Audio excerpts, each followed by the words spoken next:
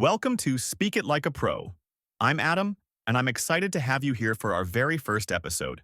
Today, we're diving into a foundational skill for anyone aiming to become fluent in English: thinking in English. You might have heard this advice before, but today we're really going to unpack what it means, why it's so important, and, most importantly, how you can start practicing this today. When you get to a point where your thoughts flow naturally in English, you'll notice your conversations becoming smoother, and you'll be able to respond faster without that long pause to translate in your head. So, if you're ready to make that shift, let's get started. Part 1. Thinking in English is the key to fluency. Let's start with the question everyone asks. Why is it so important to think in English? Well, think about this. Every language has its own rhythm, expressions, and unique ways of structuring ideas. When we translate, we're putting up a mental barrier. We're interrupting the natural flow of thoughts by switching between two systems of communication. This can lead to slower responses, awkward phrasing, and sometimes even misunderstandings. When you're able to think directly in English, your brain skips the translation step. This is especially helpful in conversations where responses need to be quick. It makes you sound more natural, more confident, and ultimately more fluent. It's a gradual process, but it's absolutely achievable. Part 2. Starting small. Vocabulary and simple sentences. So, where should you start? My first tip is to begin with simple vocabulary. Single words, labels, and everyday objects around you. For instance, you can practice by naming items you see daily.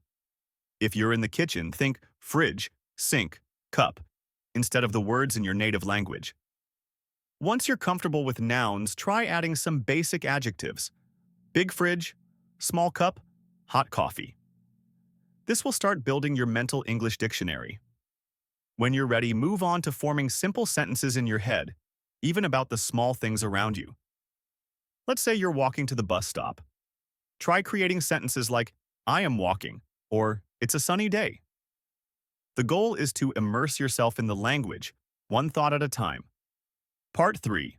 Practicing with internal dialogue. A powerful way to get better at thinking in English is by having an internal dialogue. This might sound a bit strange, but imagine you're narrating what you're doing in your head. If you're getting ready for work, you could think, I'm brushing my teeth. Now I'm making breakfast.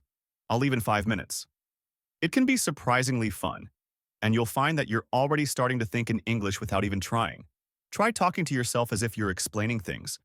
Think about your plans for the day, or reflect on what happened yesterday, all in English. Let yourself make mistakes, because this is for you. There's no need to worry about grammar or accuracy at this stage. Just focus on keeping your thoughts in English as much as possible. Part 4. Immersion techniques. Consuming content in English. A huge part of this process is surrounding yourself with English. And luckily, we live in a world where you can access English content everywhere. Podcasts, movies, TV shows, and even YouTube videos can be fantastic tools to start thinking in English. Let's say you're watching a movie. Instead of reading subtitles or translating the scenes in your mind, try to follow the story in English. You may not understand every word, and that's okay. Your mind will start to fill in the gaps and naturally absorb the language patterns, phrases, and expressions. Part 5. Practicing real conversations. Language exchange. Once you're comfortable thinking in English on your own, try to connect with others for practice. One of the most effective ways to do this is through language exchange. Language exchange is simply connecting with someone who is a native English speaker and learning their language while you help them with yours. You can find language partners through apps like HelloTalk, Tandem, or even local meetup groups. Having real conversations in English with a language partner can accelerate your progress. You're no longer just thinking in English, but also responding and expressing yourself in real time. Over time, these interactions help make English feel natural and intuitive. Part 6. Dealing with challenges. Now, of course, there are some challenges when you first start thinking in a new language. Let's address a couple of these. One common issue is getting stuck on vocabulary. You might know how to say something in your native language but struggle to find the English equivalent. Don't panic. This is normal. Try to think of other ways to describe what you mean or use simpler language. If you don't know the word for cabinet, Try saying, the place where I keep dishes. You'll still be communicating in English, and over time, you'll naturally learn the specific words. Another challenge is the fear of making mistakes. This fear can hold you back from thinking or speaking in English at all. Just remember, everyone makes mistakes, even native speakers. Mistakes are a sign that you're learning and growing. So embrace them as part of the process. Part 7. Developing consistency. Making English a daily habit. The key to making English part of your thinking is consistency. Set aside a few minutes every day to practice thinking in English. Make it part of your routine. One effective way is to use English in the morning as soon as you wake up. Describe your morning routine in English, or mentally plan your day. Before you go to bed, reflect on what you did throughout the day, all in English. Also, consider keeping a journal in English. It doesn't have to be fancy. Just jot down a few sentences about what happened today, what you're grateful for, or what you're looking forward to. Over time, these small habits create a major shift in your thinking. Part 8. Final thoughts and encouragement.